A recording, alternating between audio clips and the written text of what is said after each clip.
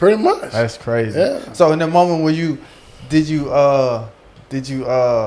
just spaz out like or did you like keep it cool? I was like, cool. Oh yeah. But in your mind you was just like, I was tripping. I said, this girl don't, I'm like, yeah. She gonna show me all this? Yeah, man. So I was like, okay. So, but yeah, man, we started hanging out, and it was like every day. We just kicked it. Then the war started. This is the second year. So this is the first year we met. So then the following year, the war started, and I told her, I said, I got orders to leave. So then I called Mama now. We had these little payphone banks and stuff. Went on to call Mama now. Daddy answered the phone. No, Mama answered the phone. And I said, Mama, can you put me on speaker? And I talked to Dad, and I said, hey, Pop. He said, what's going on? I said, well, I know y'all watching TV, right? He said, yeah. I said, well, I got to leave. And I heard Mama lost it. Oh! I said, man, what's wrong with Yvonne? Man, God dang. Yeah, so Mama lost it. I'm trying to keep calm because I'm on the phone with my dad. Uh-huh. But in my mind, man, I was terrified. So, Pop said, well, there's always a possibility when you join, Mm-hmm. I was like, yeah. So, man, I went, came back, Came back a changed person, that's for sure. Yeah. Definitely, that was probably the second major change in my life. I think I went from being this very excited, rebuilt kid to a very pissed off, angry, ready to kill somebody, ready to, everything dark. I went from real happy because I was learning, experiencing a real new world and everything to just complete dark, complete chaos, man. I went from, like I tell you, I was a gym rat, went from a gym rat to alcoholic, man. I was drinking every day to the point where I was getting into fights all the time, Me and my boys, we had this little thing like, when we was in a bar, if you heard that, you already know you what's come up. running. Yeah. So, we got into some fights, man, to where I had a buddy of mine. We was minding our business this night, and a fight broke out over there. We're like, man, ain't got nothing to do with us. That's right. So, somebody threw a mug, like a big beer mug, and it hit my boy like right up here, and it split his head all from the top of his head all the way down to his cheek. Ooh.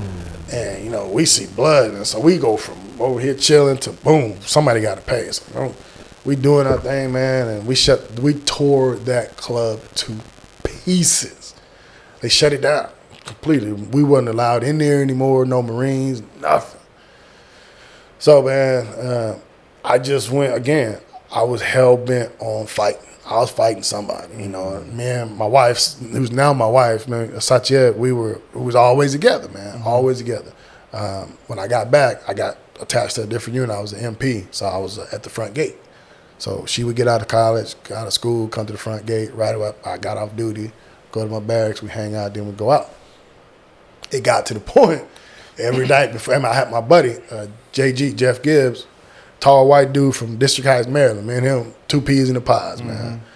So it got to the point where before we would go out, she was like, look, promise me, no fighting. I'm like, man, I don't do that, man. As long as somebody mess with me. Exactly. Man, I knew every night I was going to fight. Even if it had done it, usually it didn't have anything to do with me. It was somebody in my unit. Right. And if you fight one, you fighting all. Fighting all, yeah. If it's 10 of us and it's 20 of y'all, we fighting. If it's 20 of us and 10 of y'all, God have mercy on y'all soul. Because it's on. So I just became really dark, really angry. I got back stateside, man, same thing. Just chaos. That's all chaos is where I live. So you think because of what you saw, heard, and that just soaked into you? I mean, just as close as you and I saw one of my closest friends get his head blown off, just like right here, just like this. And what I was telling you, when I punched Kane, so I'll go into that, fast forward a little bit, when the little incident in Astroworld happened, at the incident at work, and then I went to go back to college and finish my degree. Right. There was this lady, I call her Big Mama. To this day, I call her Big Mama. She said, young man, are you getting any money from the military? I said, no, military don't owe me nothing. I did my thing. Attitude, major attitude for no reason. But she was Big Mama. I couldn't, I calmed down because she gave you that look like, boy, I know you ain't talking to me. Right. No, ma'am. She said, baby, you ever been tested? No, ma'am. okay. She filled out this paper. She said, hey, meet me up here. I don't know, a couple of days later, this time, I showed up. They run me through all these tests, man, do all this stuff, man. A couple months later, they called me back. Told me I've been diagnosed with PTSD. I'm like, they don't know what they're talking about. They just some doctors and lab coats, went to school all these years. They don't know what they're talking about. So straight off the bat, you denied it? Oh, 100%. 100%. Ain't nothing wrong with me. You know, what's wrong with waking up angry, going through the day angry, go to sleep angry, wake up all angry again? What's wrong with that? I'm from the country. That's the kind of stuff we do. That's what we do. You know? So, go fast forward a little bit. One night, we had our daughter, and I think she was about 6 or 7, maybe a little bit older. So I was at work, and I was supposed to meet my wife and daughter for dinner one night. You know, and I got off work, went out drinking with one of my boys, and I was like, oh crap, man, I gotta meet my wife. I said, can you give me a ride? He said, yeah. So I walk in the restaurant, I said, hey, what's up? And my daughter instantly just broke out in tears, man. And I'm like, what's wrong? And she said, Daddy, you look scary. And I think that moment was like, dang, I'm living foul, you know. Something got to change. So I'm looking for anger management therapist when I should have had was a PTSD therapist. So I went through 5 or 6 therapists before I found the right one. And this lady she wasn't no joke, man. What I found out after the fact, you know, my thing with all my therapists, I caught on quick to where if I get angry and get up in their face, they were intimidated. This one was like, so they were like, yeah, I don't think I can help you. You know, and a dude couldn't be a dude because, you know, if you challenge me, I'm gonna come out like a child, but I'm more like I'm putting my hands on you. And I mean, again, this is my mentality. Right. So I said, well, let me just start looking for females. You know, I ain't gonna touch no woman, man. I'm like, nah, you just. Yeah. So I finally found the right one, man. I came in her, I gave her everything I had. She was like, let me know when you're ready to talk. Like, just like that. I was like, I live for the fight. I lived for the chaos. And she wasn't even trying to have that. Fight yourself. And so you was like, dang, this ain't no fun if you're not going to fight back. You ain't going to fight back. Why am I here? I'm going to leave. She said, you can leave when you want to come back. I said, I ain't come back. She said, no, you'll come back. You'll come back. And the fact that she knew what she was doing, she challenged me. Challenged me. Yeah. And sure enough, I went back. When we go through this, turns out she's the one. What I found out after the fact, her husband was a Vietnam vet. She lived this. So me, I was probably in my early 30s at that time. Now, I got out when I was 24, 23, 24. I'm in my mid-30s now. I'm just now getting help. Just now. And it went years before I probably started in my like 30, 29, 30.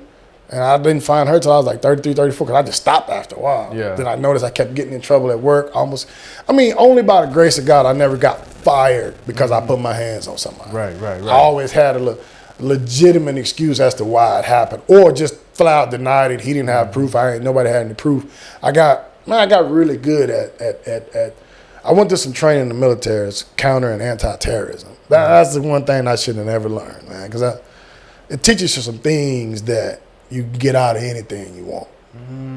So I got good at doing my dirt, but also being able to cover it up.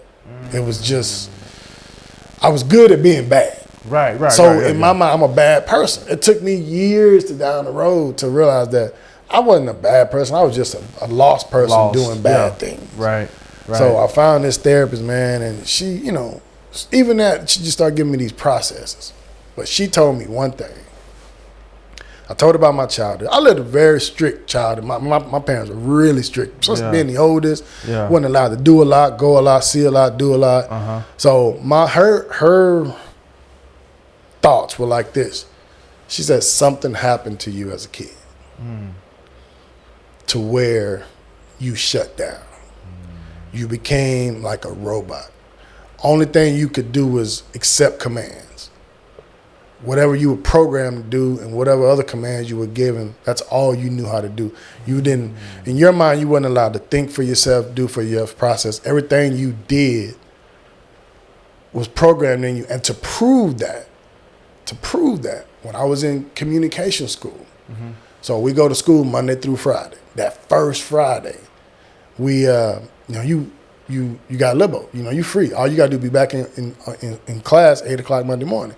So they dismissed us at 4:30 on a Friday. I'm standing there like, all right, what y'all want me to do? What we supposed to do? Somebody got to tell me what to do. Where are we supposed to go? I did not know. I was not capable at that moment making a decision what I wanted to do, where I wanted to go. And there was some other cats, man, they was like, yo, man, what's wrong with you? I said, I don't know what to do. They said, what you want to do? I said, I don't know what I want. I wasn't accustomed to making those decisions. I did what I was told to do, what was expected of me. That's it. And you didn't know how to turn that off. No, it was did just, not. It was just a way of life. 18 years of my life. Man. So they was like, look, come on, man, go with us. That was the first night I ever took a drink. We went out, and these dudes, we hung tight. Now, they went from that day to them leading me to a couple of months later, I'm the leader. It just happened. It was in you going to come out. And, they was like, yo, Matt, man, what we going to do tonight? Where we going? I wanted to try everything. Right. I ain't never done nothing. Right. So fast forward back, to go to what she said is something happened to you. And at that moment, you shut down. So she said, let's just say you were 10. Let's say you're 10 years old. So from 10 to 18. People have emotions, happiness, sadness, joy, all that stuff. He said, but at that moment, you no longer were or allowed yourself to express those emotions. So all those emotions over that 10-year period were just suppressed and just built up. Fast forward, the day in boot camp, the day I knocked out Kane, she said, what happened was, when you were in boot camp, the old fight or flight took over. So now 10 years of whatever emotion that you were supposed to express were behind this door, and it created this beast. The day you punched Kane was the day that beast came through that door. Here's the problem. There's no putting it back. It's just not. You now, and I'm sure how our life works, you now have to learn how to control that beast. Remember what I told you what Chuck said? You walk in with 3 strikes. You young, you black, you got a big mouth. When you learn to control that, therapist said the same thing. There's no putting him back. Now you got to live with him and learn to control him. 2 people don't even know each other just told me the same thing. Incredible hug. 2 big moments with my life. Yes. And you say that, but that's why I tell a whole lot of people the Incredible Hulk has always been it ain't the muscle. I ain't got those no more. It was what soothed him. The touch of a woman, the voice of that woman. And that's what my wife became to me, was that soothing voice. My wife and my daughter. I mean, that day I walked in the restaurant drunk, and to see the fear in my child's face of her father, who she adored. And my wife had been trying to tell me, but I wasn't listening. It was that little girl. The scripture says, out of the mouth of babes. There it is. So that's when I started getting the help, man. And I found a therapist, and fast forward, I'm going, I'm learning, I'm doing. So somehow, some way, I'm able to see other dudes that are struggling. I don't know how. I don't know. I am. I'll come to you. So we talk sometimes. I talk to my dad and everything. This is a religious podcast too. So me and Pops didn't really get along when I went to Marine Corps. When I came back, I was a different person. When you come home, your parents want to show you off. You want your uniform and all this. And then I remember I came home, man. I went out and got wasted one night, man. And Pops said, you going to church? I was like, dang, yeah, I go, man. I'm on the front row in uniform, out cold, because I was still hungover. So fast forward about 4 or 5 years, I come home again. He said, you going to church? I said, nah, dude, I ain't going to church, man. I ain't doing that stuff. What you mean? I said, I don't want to do that no more, man. Think about it. We went to church. What they say, day. Day. So the last thing I wanted to do was go to church. I ain't trying to do all that. So me and Pop's relationship was really rocky, man. And over the years, Mom, they would have like church events and stuff like that. I just stayed away from the family, man, because I don't know if you remember, but I came home one time and said got in my face.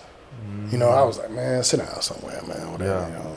we wasn't allowed to hit our younger sibling. You take care of them, you don't hit them. So I don't remember what me and said got tonight, man. He went outside, got a machete to me. I ain't scared of you. He was swinging that machete in my face, man. Swinging the machete, swinging. And somehow, someway, I just timed it perfectly. When he just did this and opened up, blah, attack, man. Say it was bleeding, man. My mama had rushed to the hospital. When we got to the hospital, mama couldn't even look me in my face. From that moment on, I was so afraid of hurting somebody else in my family, I just stayed away. Now, I know for the most part, I blamed it on me and daddy didn't get along, but I was afraid, including that, I was afraid of hurting somebody. If somebody say something wrong, yes. I don't know how to control this. I don't know how.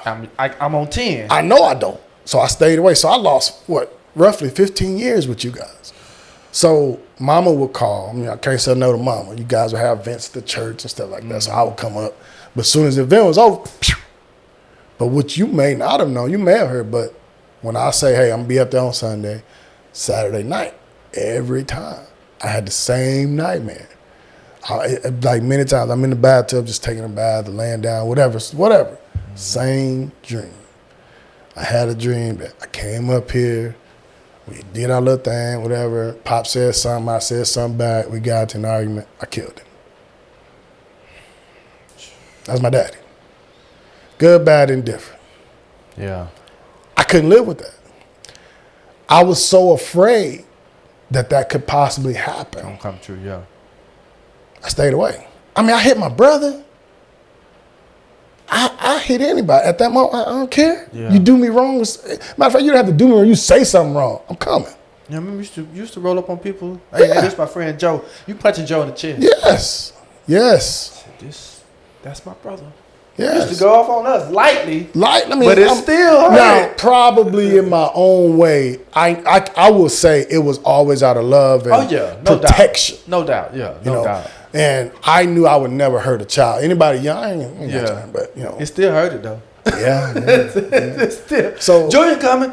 Yeah, here he come. And you feel it. Yeah. You feel it. When you go around, you can feel the tension in the air. Yeah. You feel that. So stay away from your family. Stay away from them. Protect your family. Protecting you guys meant me staying away. It was the elephant in the room. Oh, absolutely. Dang, so I missed it. It destroyed me to no end that I couldn't be around my family. It destroyed me. It just made me that much angrier. And that's the thing about it too is that we had no idea that you was going through all that. Right. And and correct me if I'm wrong, I don't think you had maybe the language to even the know-how to express it. I did not. Yeah. I still struggle to this day. Like I told you, I went from total happiness after the war to knowing nothing but desiring things only. I've had 2 guns put to my head, trigger pull. How am I still here? Why am I still here? Man, we know. Yeah, I do. You know what? I asked that question, but I've talked to you, talked to Pop, talked to Jay, talked to some other. I know why I'm here. Yeah. I know why I'm still here. It's not. And we'll say it. It's nothing but the grace of God. Absolutely. It's not your time to go. Yeah. And I'm just listening to, no matter where you were doing good or bad, that leadership quality, that purpose on your life was still. It was always in the forefront somewhere. Yeah, like I said, I would go back to where my bosses would not talk to me. They'd tell somebody, cool, hey man, tell Larry y'all need to do da. And like I said, that was stroking that ego. Like, this dude even scared of me. Yeah, right. Man, and it was just to the fact, I think it got to the point to where my wife knew the one thing I never want to do is see her cry. And when I was the reason she was crying, I didn't have the mental capacity to say, I'm sorry, let's work this out. I'm so let me do this. I would just get angrier and leave. And I would go and get drunk and come home. Hopefully she would sleep, leave me be. Fast forward for that, we started, growing older, and we agreed. When we were younger, the one thing we said, talking about earlier, communication. Mm-hmm. Let's always communicate. Right. Being from 2 different worlds, 2 different countries, we just stopped communicating. Mm-hmm. And then my wife, she knew her biggest fear was me going out, hitting the bar, getting drunk, trying to come home, kill myself or kill somebody. Yeah. So she made me promise. I don't even know why I said okay. She said, no matter what happened, Just don't leave the house. I couldn't tell you why I said okay. I told you the whole Hulk. Okay. I'm mad. I'm fuming on the inside, but okay. Maybe it's just to get her to. I don't know. Shut up. Leave me alone. But I said okay. And I think that has a big part as to why we still. Man, look. I tell people, I got married. We got married really young, 21. I know without a shadow of a doubt, I'd be dead or went to jail and died in jail. I'll tell you a story you may not even know. 6 months before my wife got here, we had a little commuter station, train, bus. You know, you would go from people from San Diego to Oceanside to LA, whatever. They catch the train, catch the bus, whatever. I was going up to LA to meet some buddies of mine. I'm sitting there, Marine Corps colors are ready to go. I'm sitting there, all red sweatsuit on. From the back, all you can see is all red sweatsuit. On the front, I had the Marine Corps emblem, U.S. Marine down the pant leg. I'm sitting there, leaning up against the pole, stuff, whatever. These two dudes, two little gangbangs. What's up, blood? I figured that's where you was going. I'm like, who you talking to? What's up, blood? I said, man, go play somewhere. I leave. I go over there. I'm hands in my pockets. I'm leaning up against another telephone pole. A pole. And the bus station had a big glass mirror, so I could see them coming from behind me. Now I'm mad. So instincts took over. So how many of them? It was two of them. Two of them. So I'm sitting there against the pole, and I'm like, man, screw this. Whatever. Don't learn today. So that first one, right, what Kevin Hart said, you're going to learn today. So the one on the right, me being the left, I got some power coming behind me. So when he get right there, when I can see him, bow, dropped him. So I bounced back. When I bounced back, boom, stole off on me. His mistake was he checked on his boy and didn't keep coming because he got me. He got me good. Long story short, man, I ended up putting them both down. Cop shows up. And in my mind, before the cops got there, I hear the lights coming. Now, in our mind, we were taught if you get into any kind of trouble, get back on base. Possession is 9/10 of the law. We get on base, they can't come on base and mess with us. They got to be escorted by the MPs and the NCIS. So how far are you from base? From Granny's whole house to our house. I ain't that far. I can run that. I can run that. But for whatever that day, I had a wild hair in my butt. Man, I said, man, I ain't going. That's what I'm military. Yeah. They ain't gonna do nothing. They gonna check my ID. I'm gonna tell them what happened. I'm out. This has happened multiple times. We ain't in no trouble. Right. Man, this cop shows up, man. She said, hey, look, I need to get your ID and put you in the car and sit you down. So she put the handcuffs on me. No, she put them on behind me. And they loose. This day I found out something about myself. I'm claustrophobic. She put me in that cop car. I'm like, man, this is some bull. Got that from Pops. All of a sudden, man, it's just, everything just started to close in on me. So I'm like, hey, boom. Get me out of here. Man, she got me out of there. She pulled me up out of there, man, slammed me on the ground, put her knee in my back, put them handcuffs up high like that. Ooh-wee, took me to jail. I'm like, whatever, man. Right. I'm going to go in. This probably on a Friday. We had a 96, which is 4 days out, Thursday, Friday, Saturday, Sunday.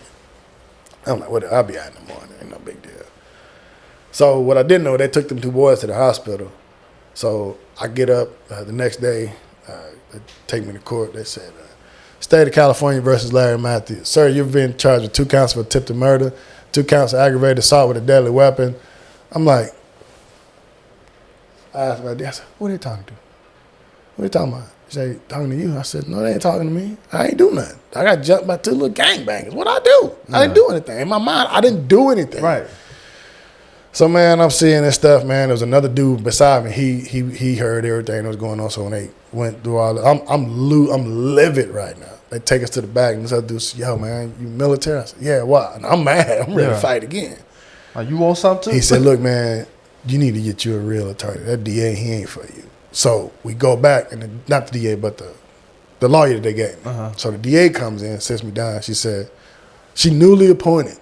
She said, you know what? Just like we sitting here, she looked across the table and said, I'm tired of you Marines thinking y'all running this town. I'm going to make an example out of you. I said, I had some choice words for her. Right. Whatever, man. So I go back. This dude said, man, you need to get you a real attorney. He said, look, I know this girl. She was a Navy lawyer. She got her own private practice. You need to reach out to her. So I said, whatever, man. So and somehow we get in contact with her. We go to court, man. I found out, dude, I'm facing 20 to life. Oh. I'm 20 years old. Hold up. We gotta let that breathe for a minute. Told you, I didn't know if you knew that. No, I didn't. 20 to life. Dang. Yep. So, sure enough, I get this attorney. So you reach out to the attorney? Yeah, He said, okay, through whatever means. I had some partners of mine who would come and visit me. Yo, Matt, you good? Yo, man, I said, man, y'all get me out. I said, man, what's going on? He said, well, the way they looking at it, if you get convicted, when you get out, the military gonna try you too.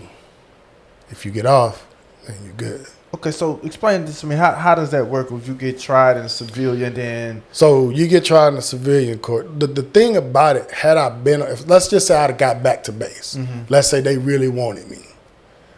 They would have got the police. Police would have went to the MPs. MPs would have went to NCIS. And it just ain't no show. It's real. Wow. NCIS would have came to my unit, got me. They dictated whether they want charges or not. Then they would have kept me in a military jail. Or they could have gave me to the civilians. But the fact, because I didn't get back to base, 9 possessions, 9 10. So my unit came, tried to get me. They was like, nah. Then they read my charge. They said, you ain't going to get any. So sure enough, man, like I said, we got a new DA. She's trying to make a name for herself, make an example out of us Marines. So I get this lady, tough, bulldog, man. Tough. You know, she telling me, shut up. You know, I said, man, you talking. She said, no, just put me in my place, right? Mm-hmm. Let me do this. Right. So sure enough, man, we go to court. They talking. Now, mind you, the whole time, I'm thinking, can I get out on bail? Just get me out of here. She's like, nah, because they know if you get out, the military going to get you out of the country. They knew that. I'm gone. You know. So I'm in jail 3 months, 4 months. You know, so I'm like, man, the whole time waiting on trial. So we go to trial. And I don't know what happened one day. Somehow, I don't know if this DA lady was, I don't know, maybe she didn't get enough sleep, man. So what year is this?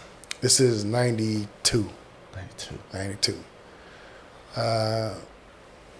I don't know if she had a bad day or what, but she goes to court and she said, blah, blah, blah, blah, blah. He could have. That sealed her fate right there. Sealed her fate. And my attorney, she said, I got this. So when she said could have, what she said was, I could have killed them. Well, yeah, but I didn't want to. I just wanted her to leave me alone.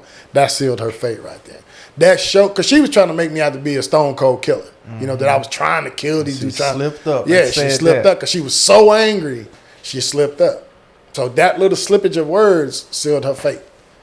Grace of God always showing up, man. So, you know, went on and got the case, and these two dudes were gangbangers, man. They had criminal records. Right. I ain't have nothing. I'm a military veteran, combat veteran. Yeah.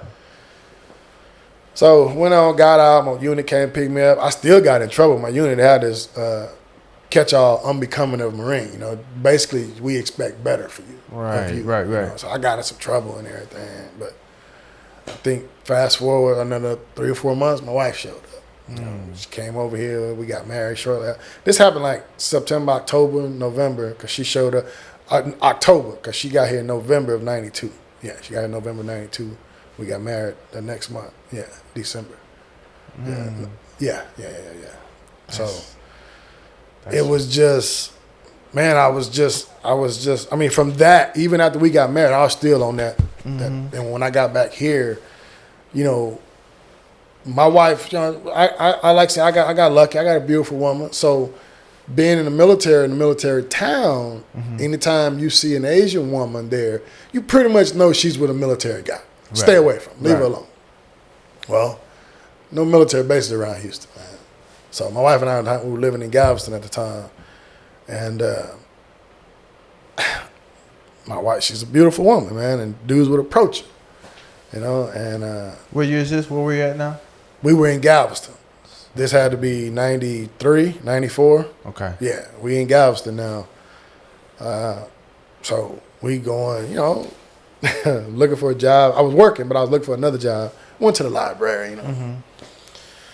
I go to the restroom, I come back. My wife's sitting at the end on the computer and stuff, and I see this dude squatting there, you know, talking, and like, so my wife put her hand up, you know. He started talking, man.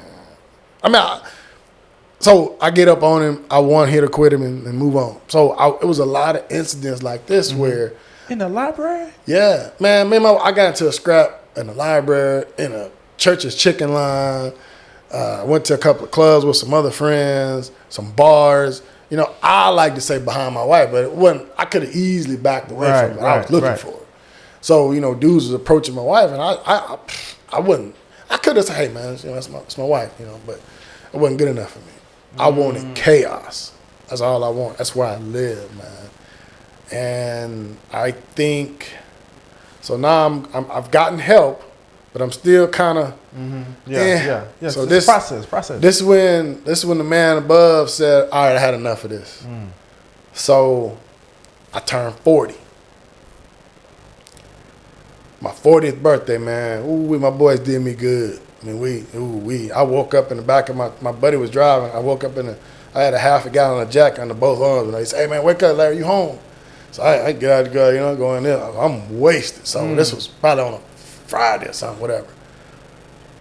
So I wake up the next morning, the morning after my 40th. And it was, what's the best way to put this?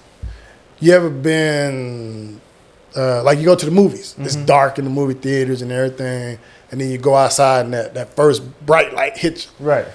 The morning after my 40th birthday, I walked outside, and it was like the color of the world changed. What's the song say? I once was blind, now I can see. At 40, everything changed. I had another life-changing event. The color of the world changed. It brightened up. Wow. So there's this preacher, Reverend Pope, and I was talking to him about it. He said, 40, huh? I said, yeah. Because, you know, I say, I don't know why I'm still here. You know, and Pop and everybody saying, you got a job to do. So Rev say, 40, huh? I said, yeah, what's up, Rev? He said, well, God didn't call Moses till he turned 40. I was like, Rev, he said, I'm just saying. You said 40, and I'm telling you what happened at 40. So at 40, here we are, 12 years later, things just start changing. The chaos, the darkness, it was gone. I mean, my whole focus, man, I was watching the movie one day, I think it was Passage 57 with Wesley Snipes, you know, they say he did this and that. And his buddy was like, said, man, what you gonna do? He said, man, I gotta get righteous. And that stuck with me all these years. I said, yeah. Gotta get righteous. Yeah, I gotta get righteous, man. And it's a slow process. I met another preacher, and I was talking to him, and I told him about that, and he was like, man, I'm gonna tell you something. God called me for 15 years before I answered the call. I said, what? I said, why are you telling me this? So I'm just telling you. Because what I would do, I'll wake up some mornings and I call them like my songs of praise. I hear these songs and I'm in the car playing them on the radio, I'm listening. And they would be there for a long time. And then when I wake up one morning, they're gone. I was like, dang, I missed my calling again. He was trying to call me and I missed. I didn't answer. Right. Then it would come back. I was like, okay, cool. I'm gonna do good. I'm gonna wash this old mouth out. I'm gonna stop drinking. I'm gonna do good, man. I'm hearing my songs. Gone. I'm like, oh. And Pop said, son, until you change, your life is gonna continue to be a roller coaster. And it made me mad. It kind of made me understand, what I realized at that moment, that a lot of people would hear me talk to me and they say, oh, you a preacher? I said, no, I ain't no preacher. My daddy, my brother, my best, they all preachers. And they were like, I'm not asking you, young man. I'm telling you. So I realized I was so caught up on my daddy, because I was so used to a preacher looking and doing this. Yeah. You know? Yeah. This is how you're supposed to look. This is how you're supposed to, Yeah. you know. And then I talked to Jay. He said, "No, man." He said, "You got to be you. You got to do what's put in front of you. You can't do what Dad do. You can't do it the way he do. You got to do it the way it's been given to you to get." Yep.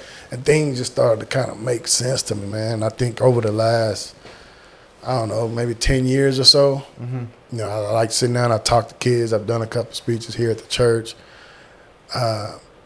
I go out my way to.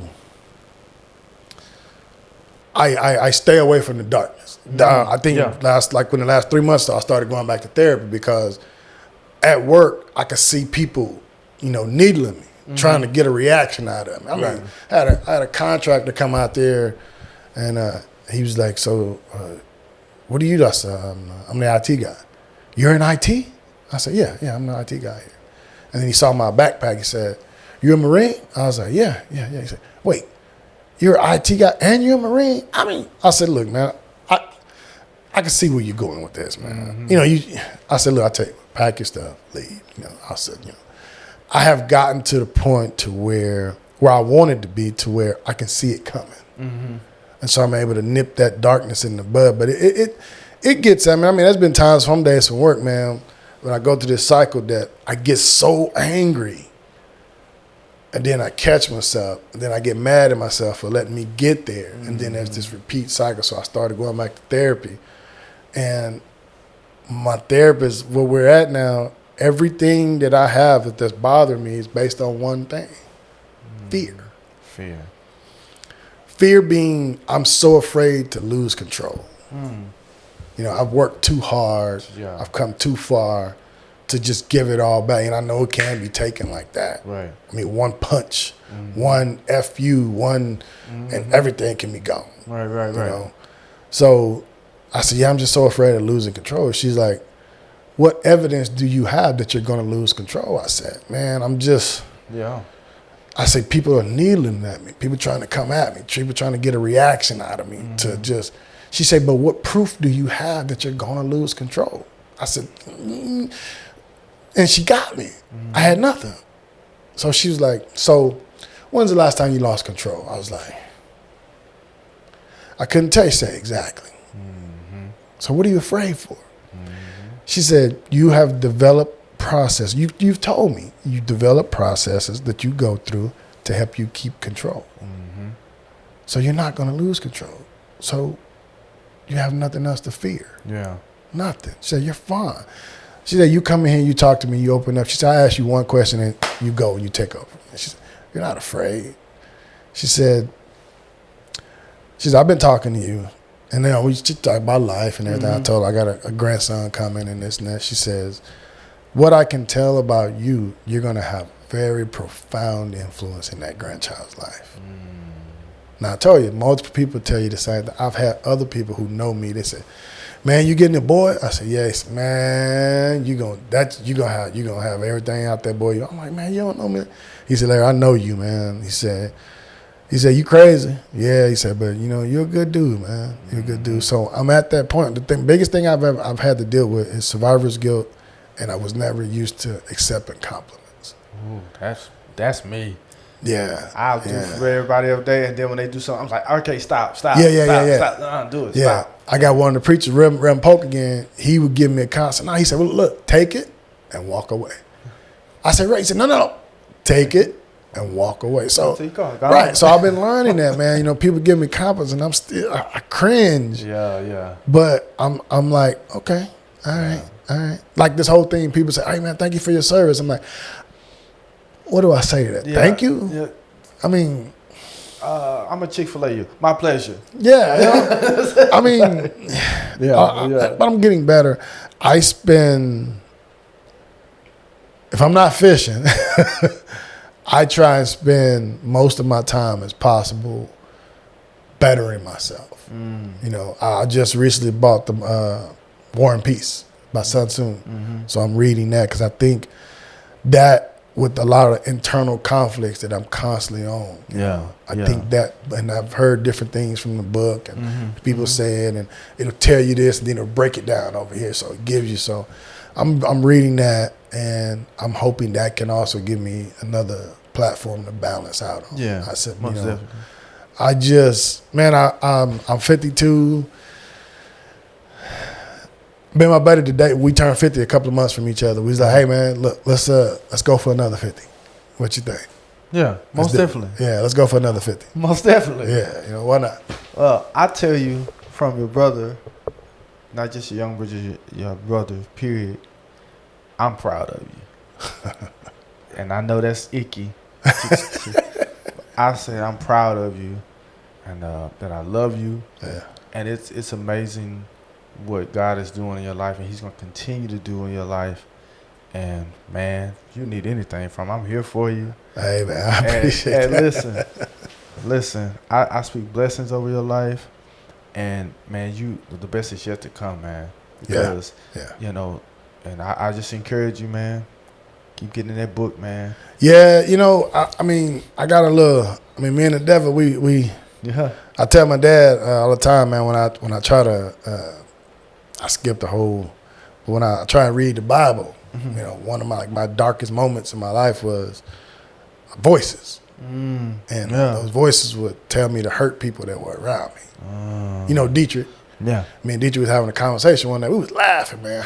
You know, laughing up, and I just started crying. He said, man, what's wrong? I said, you and I enjoying this moment. We're having a good time, right? He was like, yeah. I said, but in here, they're telling me that you're laughing at me to hurt you, to do something.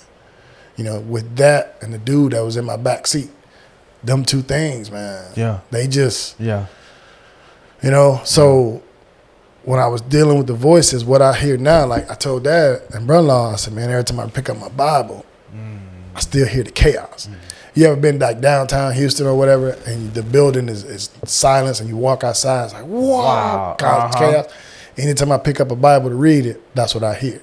And I physically, I wear readers now, I physically cannot see the Bible. So he's still messing with me. We still got a daily fight, and that's why I was talking about that internal fight. I am not able to physically read my Bible because I cannot see the scripture. Well, I cannot. Let it get read to you.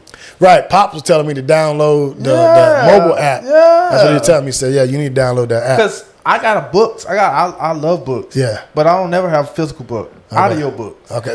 That's what I told. And when we got to talking, I said, man, I need to get that app so I can download it, because it sounds crazy, but I can pick up a Bible. We in a church. I can pick up a Bible right now and put on my readers, and I cannot read the text. So that is my daily struggle, you know, that I go through. There are no voices telling me to hurt people and then like that. Those are gone. But it's that dude. He's battling. Yeah. Now I'm looking for this scripture. That's why I'm looking for this scripture, because it goes to say to cast down imaginations. So it's basically saying there's thoughts that come in our mind that you don't be thinking about, but the enemy will have it exalt itself, and it make you think, why am I thinking about this? Right. Well, maybe this is me. Maybe I should do this. Yeah. And that's the enemy's job. Yep. To do that and to continue. It said, casting down imaginations and every high thing that exalted itself against the knowledge of God, and bringing into captivity every thought to the obedience of Christ. So that's what we go through every day. The devil and the angel. I mean, I used to have two devils on my shoulders. I mean, man. Yeah. I always thought as a preacher's son that because we grew up in the church and we should know better. Yeah. Am I being punished even harder? Because I'm supposed to know better. Yeah. You know, I fought with that for years, man. You know, damn. You know, I was supposed to know better, man. I was in the church. I used to know the books of the Bible. You know, that's why I'm struggling so hard. Yeah. You know? Yeah. But you know, I'm at a place now to where I don't worry about those things anymore. I mean, it still bothers me, the reading, but like I said, get the audio. I know, like you said, I know there's something coming. I know that. I mean, I'm giving all these visions, these thoughts that I'm getting to in ways to help dad, help the church, help the community, help everybody. I'm being given them. And right when I get to that point, I'm like, yeah, I'm gonna do. It's like, who are you? You ain't nobody. Why are these people gonna work with you? Yeah. And then it's just either I'm convincing myself, or it's like things just kind of just go off the deep end. Like nothing bad. It's just I'm like motivated, man. Yeah, I'm gonna do this now. Yeah. And when I get ready to do that, I'm like, man, I can do that, man. Yeah. Let somebody else do that. Yeah. Because in my mind, I'm constantly being given visions, ways to raise money, ways to help the community. Yeah. I mean, I one of my biggest look at I tell people about Silsby and Lumberton. I graduated in 1989. Silsby and Lumberton was almost the same exact size. Silsby was 7,000, Lumberton was 7,000. 2024, Silsby is 7,000. Lumberton has tripled, 18,000 population. They're a progressive city. Very. Why not Silsby? Yep. I constantly think about that. Constantly. And I'm giving these thoughts. And I mean, I've talked to Pops and worked with some people. They're ready. Yeah. It's me. I mean, I can sit down, I can write some things up, man. And then, who are you? Yeah. But well, I'll tell you what, you got people in your corner now because we're visionaries just like our Father. And the thing about it is, many times God will give us the vision, but that vision needs to be assisted to give to somebody else. Like, we're the visionary. All right, this is what I want done. And they're like, oh, yeah, I know this person. So sometimes we feel like we're the visionary. Okay, we're going to do this. That's where Tish come in at. Yeah. That's Tish. Tish know everybody. Exactly. Yeah. So, man, we're going to make that happen. Absolutely. It's exciting to see the journey, and more exciting part is like he's not done. Nah, I don't think so. I put a post the other day. I said, if you're still alive, God's not done. Yeah. I like to use the one that Steve Harvey used. Don't trip. He ain't through me yet. Like I said, that's more me. Yeah. Don't trip. He ain't through me yet. He's still mixing that cake. Exactly. He put a little bit more seasoning. A little bit more. It's almost there. It's almost there. He's almost ready to make that journey. Yeah. So man, I want to say that I love you and I thank you for your gift of your vulnerability, because I learned from my mentors that vulnerability is a superpower. Yes, it is. And when you open up and you be vulnerable, it frees so many. We don't know how many people this is going to free and help and touch, because you let God open you up and continue to let you open you up to be vulnerable and tell your story. Yeah.